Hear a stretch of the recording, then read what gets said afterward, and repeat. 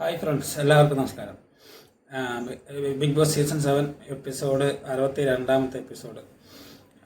നമ്മൾ അനീഷിനെ കൊണ്ട് പറഞ്ഞ് മടുത്തു. ഈ പറഞ്ഞ കാര്യം തന്നെ പറയണ്ട എന്ന് പറഞ്ഞാലും പറഞ്ഞുകൊണ്ടേയിരിക്കും എന്നെ. കാരണം ഇന്നലെ അനീഷ് ഇപ്പോൾ പറയുന്നത് എല്ലാവർക്കും വീട്ടുകാർ വന്നപ്പോൾ അനീഷിനെ അല്ലെങ്കിൽ അനീഷാണ് സ്റ്റോറിലേക്കൊക്കെ പോകുന്നത് എപ്പോഴും. അപ്പോൾ ഇപ്പോൾ സ്റ്റോറിലേക്ക് പോകാൻ സമ്മതിക്കുന്നില്ല, ക്യാപ്റ്റൻ സിനി ആയതിനു ശേഷം സമ്മതിക്കില്ല എന്നാണ് പറയുന്നത്. വീട്ടിലെല്ലാവരും ഒറ്റക്കെട്ടായി നിൽക്കുകയാണ്, സമ്മതിക്കാതിരിക്കാൻ. അപ്പോൾ ക്യാപ്റ്റൻ്റെ പണിയാണല്ലോ സാധാരണ സ്റ്റോറിലേക്ക് പോകുന്നത്, എന്ത് കാര്യത്തിനും സ്റ്റോറിൽ ഇപ്പോൾ എടുക്കുന്നതും കാലത്ത് ബാറ്ററി എടുക്കുന്നതും എല്ലാം. അപ്പോൾ അനീഷാണ് ഇതിപ്പോൾ ചെയ്തുകൊണ്ടിരിക്കുന്നത് വന്നത് മുതൽ. അപ്പോൾ അനീഷ് ചോദിക്കുന്നത് എന്തുകൊണ്ട് സമ്മതിക്കുന്നില്ല, നിങ്ങൾ ഇത്രയും കാലം എനിക്ക് ഇവിടെ വന്നിട്ട് ഇത്രയും ദിവസം ആയ ശേഷം ഇപ്പോൾ സമ്മതിക്കാത്തത് എന്തുകൊണ്ട്, അതാണ് അനീഷ് ചോദിക്കുന്നത്. അങ്ങനെ എല്ലാവരും വീട്ടുകാർ വന്നതുകൊണ്ടാണെന്ന് അനീഷ് പറഞ്ഞുകൊണ്ടിരിക്കുകയാണ്. അങ്ങനെ അതിൻ്റെ തർക്കങ്ങളും കാര്യങ്ങളൊക്കെ എപ്പോഴും പോലെ സംഭവിച്ചു. അങ്ങനെ പിന്നെയായിട്ട് തർക്കങ്ങളുണ്ടായി.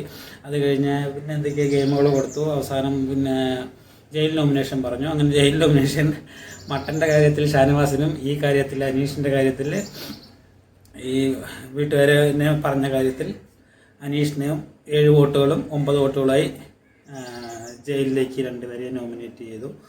അങ്ങനെ ജയിലിലേക്ക് പറഞ്ഞയച്ചു. ജയിലിൽ പോകുന്ന സമയത്ത് ഭയങ്കരമായിട്ട് പാട്ടൊക്കെ പാടി, അക്ബറിൻ്റെ വക നല്ലൊരു പാട്ടൊക്കെ പാടി അതിനെ ആനയിച്ച് അകത്തോട്ട് കൊണ്ടുപോയിട്ടാണ് മോനെ പിന്നെ ബീപ്പ് സൗണ്ട് ഇട്ട് ബിഗ് ബോസിന് മതിയായി. ഒരേ ബീപ്പ് സൗണ്ട്. എന്തിനാ ഇത്ര ബീപ്പ് സൗണ്ട് എന്ന് മനസ്സിലായില്ല. കാരണം ഷാനവാസ് ഷോ ആയിരുന്നു. മൊത്തത്തിൽ ഷാനവാസിൻ്റെ ഷോ ആയിരുന്നു ഇന്നലെ നടന്നുകൊണ്ടിരുന്നത്.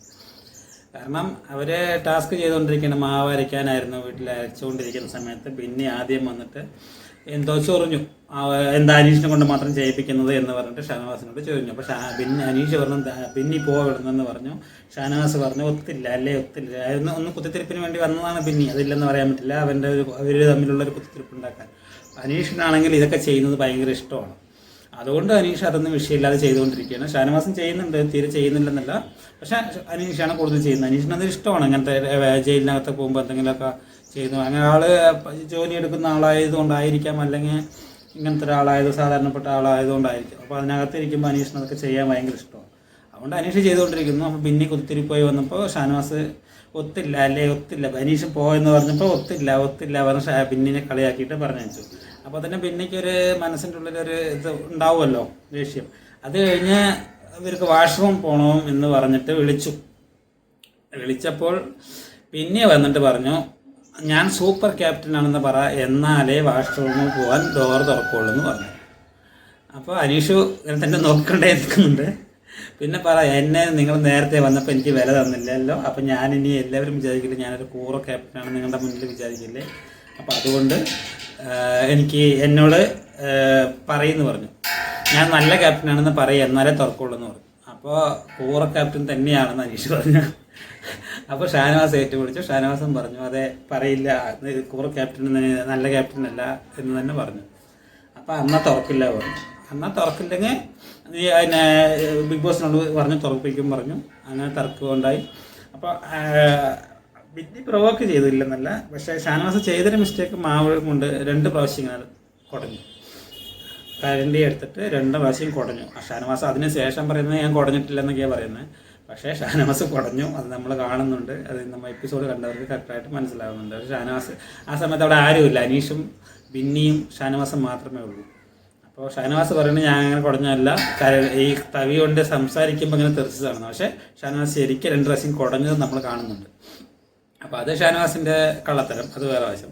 പക്ഷേ എന്തിനാണ് പിന്നെ വെറുതെ ചൊറിയുന്നതെന്നാണ് മനസ്സിലാവാത്തത്. ചൊറിഞ്ഞുകൊണ്ടതാണല്ലോ തിരിച്ചു വന്നത്. അത് കഴിയുമ്പോഴേക്ക് ഇതിന് കാരണങ്ങൾ പോലും അറിയില്ല, ഒന്നും അറിയാണ്ട് ലക്ഷ്മി വന്നു, ലക്ഷ്മി നിലവിളിക്കുന്നു. ലക്ഷ്മി അപ്പോഴേക്കും തമ്പുരാട്ടി നീ മിണ്ടാതിരിക്കും, തമ്പുരാട്ടി പോടി.